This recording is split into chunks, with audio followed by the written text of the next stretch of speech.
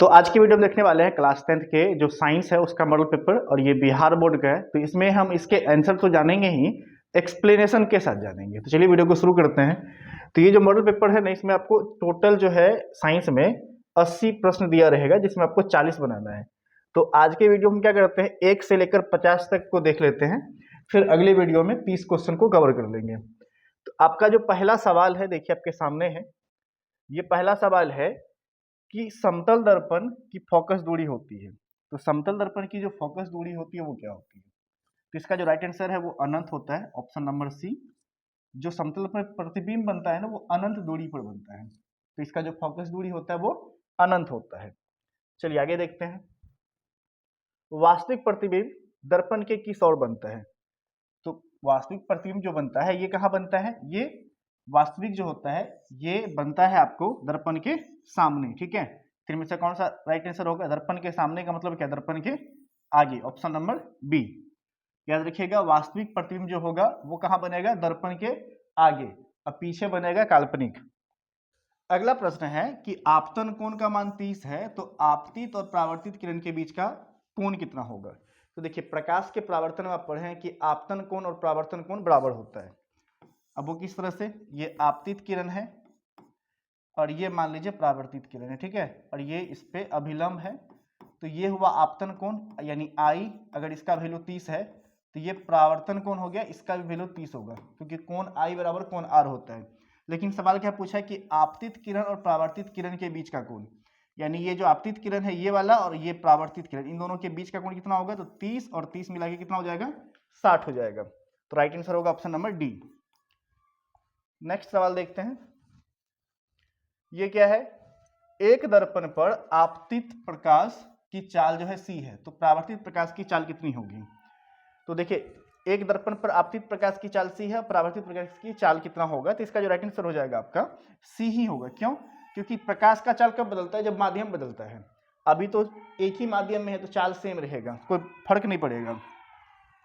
फर्क तब पड़ता है जब माध्यम बदलता है। अगला सवाल है, गोलीय दर्पण में कार्तीय चिन्ह परिपाटी के अनुसार मूल बिंदु होता है। तो मूल बिंदु क्या होता है? तो मूल बिंदु होता है ध्रुव को मानते हैं, ठीक है। किसको मानते हैं? ध्रुव के। राइट आंसर होगा ऑप्शन नंबर सी। जो आपका ध्रुव होता है दर्पण का, ये वाला पार्ट, इसको हम लोग क्या मानते हैं? मूल बिंदु।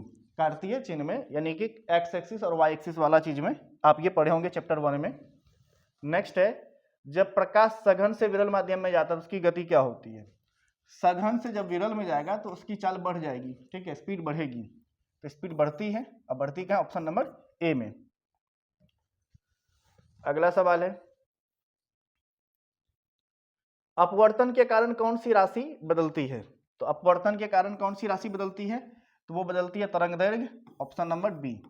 क्योंकि प्रकाश का जब अपवर्तन होता है तो जो तरंग दैर्घ्य होता है बदलता है। इसी कारण जो 7 अलग अलग रंग होते हैं उनमें से कोई रंग हमें अधिक दिखता है, कोई कम दिखता है, जिसमें लाल का तरंग दैर्घ्य अधिक होता है और बैंगनी का सबसे कम होता है। अगला है, 50 सेंटीमीटर वाले फोकस दूरी वाले लेंस की शक्ति कितनी होगी? तो पहले तो 50 सेंटीमीटर को बदलना पड़ेगा आपको मीटर में, ठीक है, क्योंकि सेंटीमीटर जो है ऐसा ही मात्रक नहीं होता है, मीटर में बदलना पड़ता है। और फिर जाके आप सॉल्व करेंगे तो निकल के आएगा 2 डायोप्टर, ऑप्शन नंबर बी। और पावर निकालने का फॉर्मूला होता है 1/f, और f किस में होना चाहिए? मीटर में होना चाहिए, सेंटीमीटर में नहीं। नेक्स्ट, तेलीय कागज क्या होता है? तो तेलीय कागज जो होगा, इसको बताने से पहले आप समझिए कि 3 तरह के पदार्थ होते हैं। एक तो होते हैं पारदर्शी, जिससे प्रकाश आर पार होगा। दूसरा होगा इसी का उल्टा, अपारदर्शी। अपारदर्शी में क्या होगा? बिल्कुल आर पार नहीं होगा। एक होता है पारभासी, जिससे थोड़ा बहुत आर पार होगा, ठीक है, पारभासी। तो जो अपना कागज हो जिसमें तेल लगा हो, उससे अगर लाइट आप निकालेंगे, लाइट उस पर डालेंगे तो क्या होगा? पूरा तो पार नहीं होगा, हल्का फुल्का होगा। हल्का फुल्का होगा तो क्या होगा? ये पारभाषक हो जाएगा, ऑप्शन नंबर सी सही है।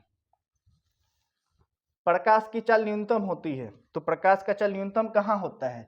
जल में, निर्वात में, कांच या वायु में। तो न्यूनतम किसमें होता है? कांच में होता है। अगर आपसे ये सवाल उल्टा करके पूछ ले, अधिकतम कहाँ होता है? तो अधिकतम होता है निर्वात में। कितना होता है? 3 × 10⁸ मीटर पर सेकेंड, नहीं, यानी 3 लाख किलोमीटर प्रति सेकेंड होता है वो प्रकाश की चाल निर्वात या हवा में। लेकिन निर्वात और हवा में ज्यादा कहाँ होगा, तो निर्वात में होगा। हवा में लगभग मान लिया जाता है कि बराबर होता है। अगला सवाल है, मानव नेत्र में प्रतिबिंब किस पर बनता है? तो ये तो सिंपल है कि प्रतिबिंब कहाँ बनता है, तो वो दृष्टि पटल रेटिना पे बनता है, ऑप्शन नंबर डी। कभी कभी रेटिना ही लिखा आपको मिल जाएगा या हिंदी में रहेगा रेटिना। तो मानव नेत्र पे जो प्रतिबिंब बनता है कहाँ बनता है, रेटिना पे। अगर इसी का उल्टा पूछ ले कि मानव नेत्र का जो होता है स्पष्ट दृष्टि की न्यूनतम दूरी 25 सेंटीमीटर, अधिकतम दूरी अनंत, मानव नेत्र में कौन सा लेंस होता है, तो उत्तल लेंस नहीं। तो ये सब चीज भी आप याद रखिएगा, मानव नेत्र से जो सवाल बनेगा उससे ये पूछा जा सकता है। दृष्टि दोष वाला भी सवाल होगा। चलिए आगे देखते हैं, पक्का होगा इसमें। अगला है, नेत्र का पारदर्शी अग्रभाग यानी कि पारदर्शी आगे वाला भाग क्या कहलाता है, तो कॉर्निया होता है, ऑप्शन नंबर बी। नेक्स्ट देखते हैं अगला सवाल, बाइफोकल लेंस किस दोष को ठीक करता है? तो बाइफोकल लेंस जो होता है किसको ठीक करेगा, तो जब बुढ़ापा होता है तो हमें नजदीक और दूर दोनों का वस्तु नहीं दिखाई देता है, उस समय में उत्तल और अवतल दोनों लेंस का कॉम्बिनेशन यूज करते हैं, जिसको बोलते हैं बाइफोकल, और ये होता है जरा दूरदर्शिता में, ऑप्शन नंबर सी इसका सही है। अगला है, रॉड्स कोशिकाएं किसके प्रति संवेदनशील होती है? तो रॉड्स कोशिकाएं जो होती है ये क्या होता है, प्रकाश को पहचानने का काम करता है, तो इसमें क्या होगा, ऑप्शन नंबर सी धुंधली रोशनी, ये प्रकाश की तीव्रता को क्या करती है, पहचानती है, ठीक है, तो ऑप्शन नंबर सी। अगला सवाल देखते हैं, अगला सवाल है 15 नंबर, ब्लाइंड स्पॉट में नहीं होते हैं, तो ब्लाइंड स्पॉट में क्या नहीं होते हैं, तो रॉड्स एंड कॉन्स नहीं होते हैं, ये ऑप्शन नंबर आपका बी सही है। ब्लाइंड स्पॉट में क्या नहीं होते हैं, रॉड्स और कॉन्स नहीं होते हैं, क्योंकि ये प्रकाश संवेदी कोशिकाएं नहीं होती है। चलिए अगला सवाल देखते हैं 16 नंबर, ये क्या है, विद्युत फ्यूज विद्युत धारा के किस प्रभाव पर कार्य करता है? तो विद्युत जो फ्यूज होता है अपने घर में जो हम लोग फ्यूज लगाते हैं, जो अधिक वोल्टेज आने पे क्या होना चाहिए, टूट जाना चाहिए, नहीं, इसलिए तो हम लोग लगाते हैं कि अगर ज्यादा कभी वोल्टेज आ जाए तो वो टूट जाए, घर का कोई सामान खराब नहीं होती। किस पे काम करता है, तो ये उष्मीय प्रभाव पे काम करता है, तो विद्युत धारा के उष्मीय प्रभाव, ठीक है, कभी कभी पूरा ऑप्शन रहेगा विद्युत धारा के उष्मीय प्रभाव। तो जो विद्युत का फ्यूज है, ठीक है, ये उसमें प्रभाव, क्योंकि ज्यादा वोल्टेज आएगा तो क्या होगा, ज्यादा हीट होगा, और हीट होने से वो तुरंत क्या हो जाएगा, टूट जाएगा, और आपका कोई भी चीज खराब नहीं होगा।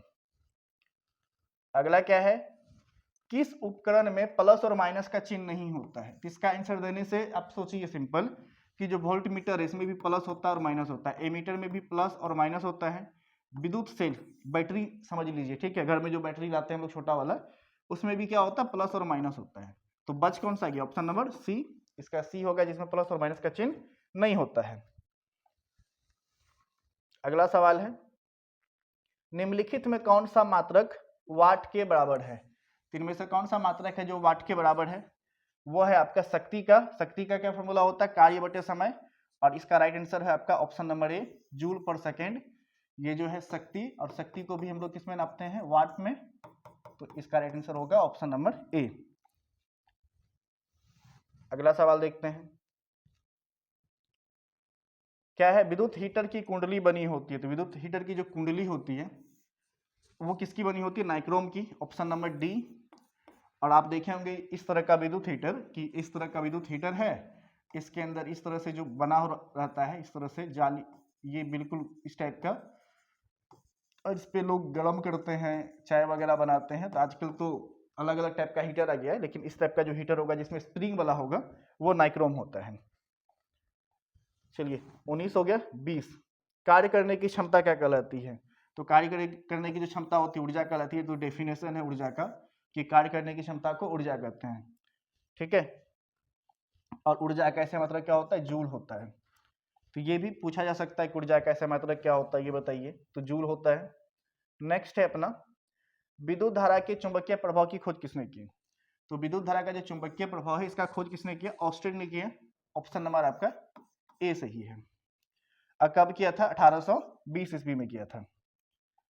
नेक्स्ट सवाल है आपका, चुंबकीय बल रेखाएं होती है, तो चुंबकीय बल रेखा या क्षेत्र रेखा, ठीक है, ये क्या होता है, तो ये काल्पनिक रेखा होता है, क्योंकि सिंपल समझिए कि चुंबक से जो निकलता है, चुंबक किसी दूसरी चीज को खींचता है, तो वो हम रेखा तो नहीं जानते हैं ना कि ये रेखा दिखता नहीं है, तो हम लोग उसको काल्पनिक मानते हैं। ठीक है, इसका राइट आंसर होगा काल्पनिक, ऑप्शन नंबर ए सही है।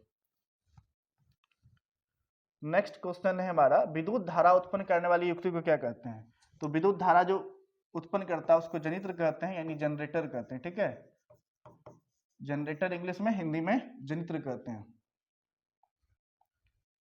यांत्रिक ऊर्जा, ये जो जनरेटर का काम है ये क्या करता है, यांत्रिक ऊर्जा को विद्युत ऊर्जा में बदलता है। ये भी हो सकता है कि यांत्रिक ऊर्जा को विद्युत ऊर्जा में बदलने वाली युक्ति क्या कहते हैं, तो जनित्र कहते हैं, यानी जनरेटर कहते हैं। अगला सवाल है आपका शॉर्ट सर्किट से रिलेटेड, लघु पतन के समय परिपथ का प्रतिरोध क्या होता है? लघु पतन यानी कि शॉर्ट सर्किट, इंग्लिश तो आप समझ जाएंगे।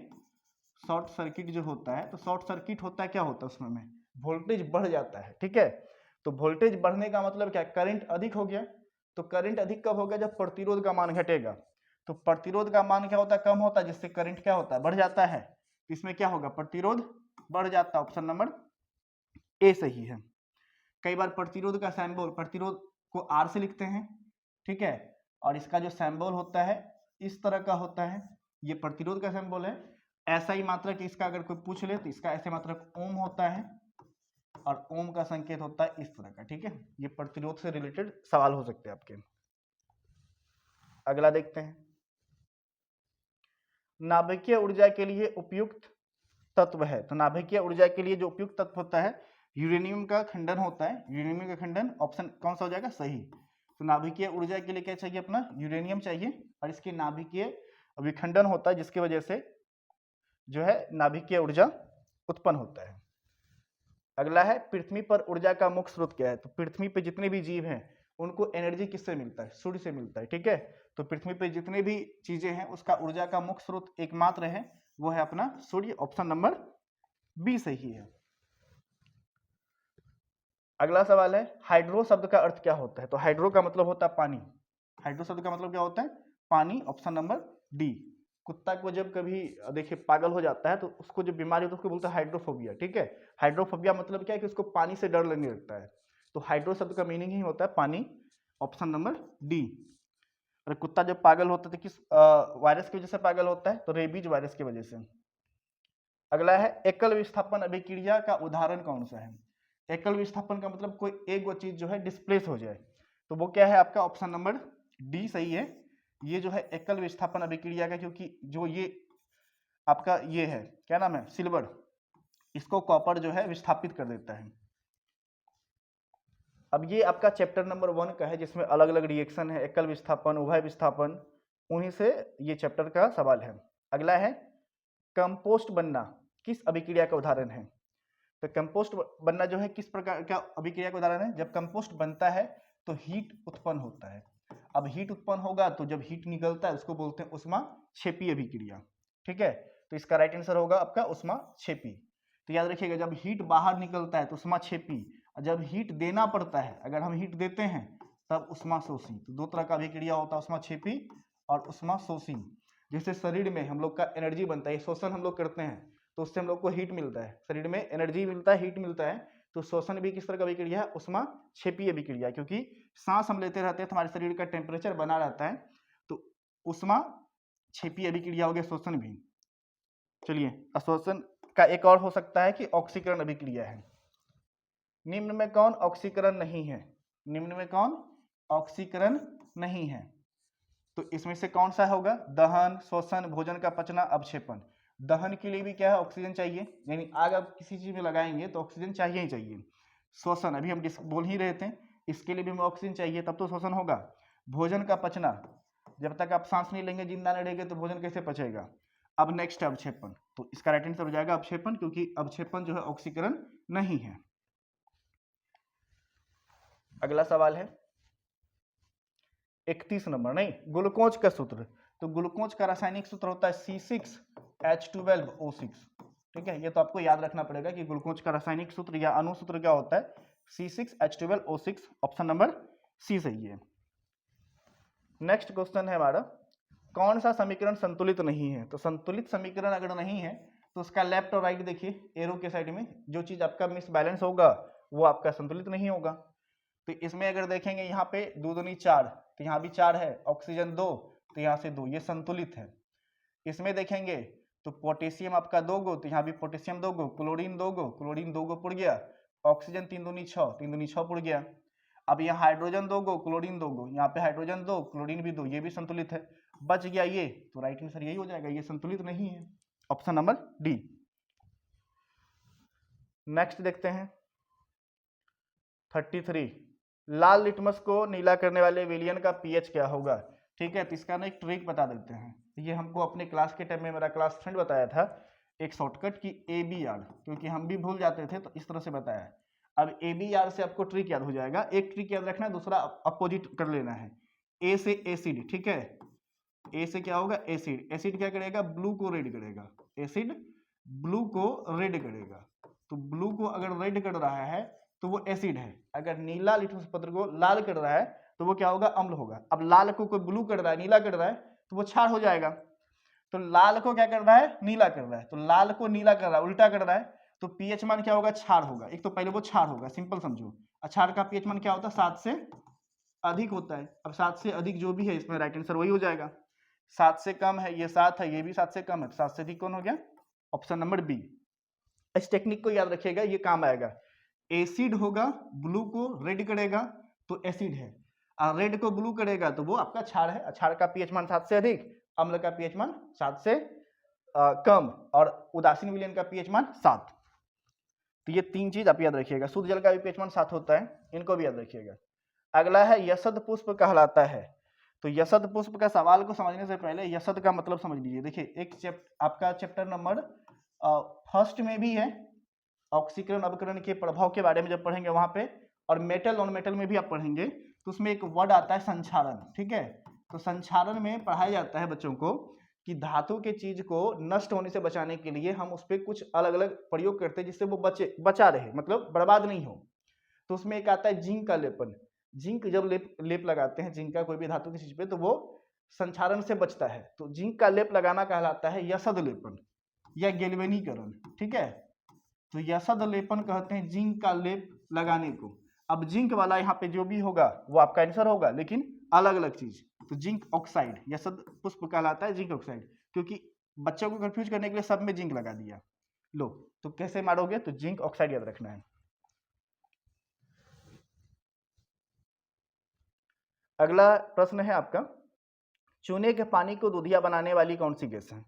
तो चूने के पानी को क्या करता है दूधिया बनाने वाला गैस कौन सा है, तो कार्बन डाइऑक्साइड होता है, ऑप्शन नंबर डी सही है। अगला सवाल है, मधुमक्खी के डंक में क्या होता है। अब मधुमक्खी का डंक पूछा है तो कह देगा, लाल चींटी वाला भी पूछ लेगा, लाल चींटी के डंक में क्या होता है, तो सेम होता है, मेथेनोइक अम्ल होता है। इसको भी कहीं कहीं लिखल रहेगा फॉर्मिक अम्ल। ठीक है, फॉर्मिक अम्ल को ही मेथेनोइक अम्ल कहते हैं, याद रखिएगा। मधुमक्खी के डंक में भी और लाल चींटी के डंक में भी यही होता है। चलिए, प्लास्टर ऑफ पेरिस का सूत्र क्या होता है। तो प्लास्टर ऑफ पेरिस और जिप्सम का सूत्र ना देखने में एक जैसा लगेगा, अब पहचानेंगे कैसे, तो याद रखिएगा कि CaSO4 जितना होगा उसका हाफ होना चाहिए H2O, पानी कम, क्योंकि पीओपी में पानी कम चाहिए। अब ये जिप्सम रहेगा तो उसमें CaSO4 जितना रहेगा उसका दुगुना हो जाएगा H2O। तो देखिए यहाँ पे ये CaSO4 1 है, तो यहाँ पे 1 का हाफ दिया हुआ आधा, तो पीओपी का तो फॉर्मूला ये हो गया। अब जैसे इसमें 1 है और यहाँ पे 2 दे दिया, तो हो गया जिप्सम का। अब बच्चा इसी में कंफ्यूज होता है कि यहाँ 1 है, यहाँ 2 है, यहाँ आधा है, याद कैसे रखेंगे। अगर मान के चलिए लिखा हुआ 3SO4, तो पीओपी होगा तो यहाँ 3/2 हो जाएगा H2O। अगर 4CaSO4 कर दिया, अब पीओपी है तो यहाँ आधा हो जाएगा, 4 का आधा कितना 2। तो ये सब पीओपी का फॉर्मूला हो गया। अब इसी का अगर दुन्ना मान लीजिए कि जिप्सम करना है, तो CaSO4 दुन्ना करना है, 4 दूनी 8 H2O, तो ये हो गया जिप्सम का। किसका हो गया, जिप्सम का। तो जिप्सम में क्या होता है, पानी जो होता है 2 गुना, अब पीओपी में पानी आधा, ये याद रखना है आपको। इसका एक और नाम है कैल्शियम हेमीहाइड्रेट। ठीक है, कैल्शियम सल्फेट हेमीहाइड्रेट। अम्ल और क्षार मिलकर क्या बनाते हैं। तो देखो, जब अम्ल और क्षार रिएक्शन करते हैं तो पूरा रिएक्शन आपको पता होना चाहिए कि रिएक्शन से होता है क्या। इससे बनता है जल और लवण। क्या बनता है, जल और लवण। इसको कौन सा अभिक्रिया बोलते हैं, तो इसको बोलते हैं उदासीनीकरण अभिक्रिया। ये भी याद रखिएगा कि अम्ल और क्षार के बीच अभिक्रिया जो होती है इसको कौन सा अभिक्रिया बोलते हैं? उदासीनीकरण अभिक्रिया कहते हैं। बनता क्या है? जल और लवण बनता है। तो इसमें राइट ऑप्शन देखिए क्या है, अम्ल तो बनेगा नहीं, क्षार बनेगा नहीं, लवण बनेगा। अब जल रहता तो जल और लवण दोनों होता, तो इसमें अभी ऑप्शन एक ही है, तो ऑप्शन नंबर सी सही होगा। इसको कौन सा अभिक्रिया बोलते हैं? उदासीनीकरण अभिक्रिया। नेक्स्ट क्वेश्चन देखते हैं। नेक्स्ट क्वेश्चन है सबसे अधिक संयोजी इलेक्ट्रॉन किसके पास है? तो संयोजी इलेक्ट्रॉन क्या होता है कि बाहरी कक्षा में जितने इलेक्ट्रॉन होते हैं अगर 4 से कम है तो वो संयोजी इलेक्ट्रॉन, अगर 4 से अधिक है तो उसको 8 में से माइनस कर दो, वो निकल के आता है। तो यहाँ जो है आपका फास्फोरस के सबसे अधिक संयोजी इलेक्ट्रॉन होते हैं, 5 होते हैं। इनमें कम, सोडियम का तो 1 होता है, तो इन सब में कम है, फास्फोरस का सबसे अधिक है। तो राइट आंसर हो जाएगा आपका ऑप्शन नंबर सी। अगला है क्यूप्राइट किस धातु का अयस्क है? तो क्यूप्राइट जो है किस धातु का अयस्क है? तो क्यूप्राइट जो है कॉपर का है, ऑप्शन नंबर सी सही है। अगला देखते हैं। अगला प्रश्न है ऑक्सीजन की संयुक्ता होती है। तो ऑक्सीजन की संयुक्ता होती है तो नॉर्मल 2 होता है, लेकिन कैसे 2 होता है ये जानना है आपको, तो इसका इलेक्ट्रॉनिक विन्यास सबको पता होना चाहिए। ऑक्सीजन का परमाणु संख्या होता है 8, तो ये हो जाएगा 2,6। अब 6 को 8 चाहिए क्योंकि 4 से अधिक है, तो 8 में से 6 घटाइए तो 2। तो अगर किसी का बाहरी कक्षा में इलेक्ट्रॉन 4 से अधिक होता है तो संयोजकता निकालना है, तो 8 में से माइनस कर देंगे तो आके निकल जाता है। तो ऑक्सीजन का कितना हो गया? 2। राइट आंसर हो जाएगा ऑप्शन नंबर सी। गंधक की परमाणु संख्या कितनी होती है? तो ऐसा सवाल कभी पूछेगा तो आपको एक लाइन से तो नंबर याद रखना पड़ेगा, एटॉमिक नंबर। तो गंधक को क्या बोलते हैं? गंधक तो नहीं, सल्फर याद किए होंगे, सल्फर का होता है 16, ऑप्शन नंबर सी सही है। चलिए नेक्स्ट क्वेश्चन देखते हैं। अभिक्रियाशील मूलक CO, ठीक है, और ये सिंगल बॉन्ड इसका फ्री है, को क्या कहते हैं? इसको बोलते हैं कार्बोनिल समूह, ऑप्शन नंबर डी सही है। अब इसी से मिलता जुलता एक और होता है, ये CO, इसमें देखिए दोनों साइड से बॉन्ड है, इसको कीटोन कहते हैं। तो कंफ्यूजन नहीं हो इसीलिए मैंने दोनों को यहाँ पे शामिल कर दिया। अगर सिर्फ CO है तो ये कार्बोनिल समूह है, अगर दोनों साइड से बॉन्ड फ्री है तो ये कीटोन है, इनको याद रखिएगा। चलिए नेक्स्ट क्वेश्चन देखते हैं। नेक्स्ट क्वेश्चन है कि वेल्डिंग में किस गैस का उपयोग होता है? तो वेल्डिंग जो होता है इसमें किस गैस का उपयोग होता है? तो वो होता है इथाइन का, option number B. Gas welding करते हुए देखे होंगे कि कोई हमारा जो बर्तन वगैरह टूट जाता है तो हम लोग गैस वेल्डिंग करवाने जाते हैं, तो वहां पे इथाइन का उपयोग होता है। एसिटिलीन भी इसको कहते हैं, ये याद रखिएगा, एक नाम इसका ये भी है। नेक्स्ट क्वेश्चन है आवर्त सारणी में कार्बन किस समूह में है? आवर्त सारणी में जो कार्बन है वो किस समूह में है? तो ये जो है 14वें समूह में है, ऑप्शन नंबर डी इसका सही है। अगला देखते हैं। एथाइन में CC के बीच बंधों की संख्या कितनी होगी? तो इनका जवाब देने के लिए आपको सिंपल याद रखना पड़ेगा, यहाँ एथाइन लिखा हुआ है, इसका इंग्लिश भी आपको रहेगा। अभी तो हम बनाए हैं तो इसमें सिर्फ हिंदी रखे हैं, इंग्लिश भी रहेगा आपके एग्जाम में।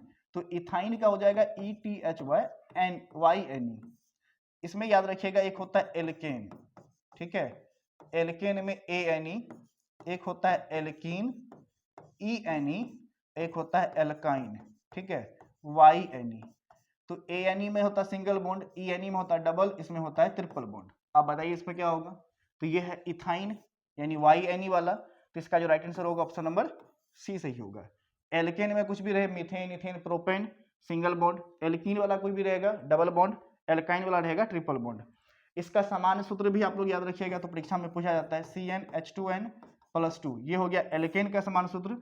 एल्कीन का क्या होता है? CnH2n, और एल्काइन का क्या होता है? CnH2n-2। तो ये 3 तरह के फॉर्मूले हैं इनके, एल्केन का समान सूत्र, एल्कीन का और एल्काइन का, तो ये भी पूछा जाता है एग्जाम में। चलिए नेक्स्ट क्वेश्चन देखते हैं। सबसे अधिक क्रियाशील हैलोजन कौन सा है? सबसे अधिक क्रियाशील हैलोजन कौन सा है? तो वो आपका है ये वाला फ्लोरीन, ऑप्शन नंबर ए सही है। नेक्स्ट सवाल है आवर्त सारणी में कुल आवर्त कितने हैं? तो आवर्त सारणी में क्या होता है? एक आवर्त होता है, दूसरा वर्ग होता है। तो आवर्त कितने होते हैं? तो आवर्त होते हैं 7, और वर्ग पूछेगा तो वर्ग होता है 18, ठीक है। अगला सवाल देखते हैं।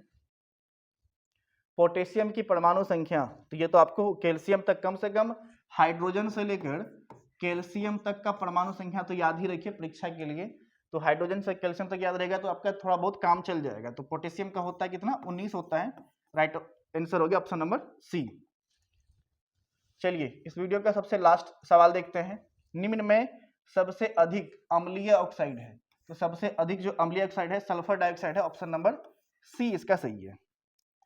अब इस वीडियो को यहाँ तक देख लिए हैं तो उम्मीद करते हैं वीडियो से आपको कुछ ना कुछ जानकारी मिली होगी, अच्छा लगा होगा। अगर वीडियो अच्छा लगा तो वीडियो को लाइक करिएगा, कमेंट करो, फीडबैक दीजिएगा और चैनल पे पहली बार चैनल को सब्सक्राइब कर लीजिएगा। नेक्स्ट पार्ट में इसको हम लोग देखेंगे कि अभी 50 तक देख लिए, 51 से लेकर 80 तक के भी इसमें जितने भी आंसर हैं एक्सप्लेनेशन के साथ उनको देख लेंगे।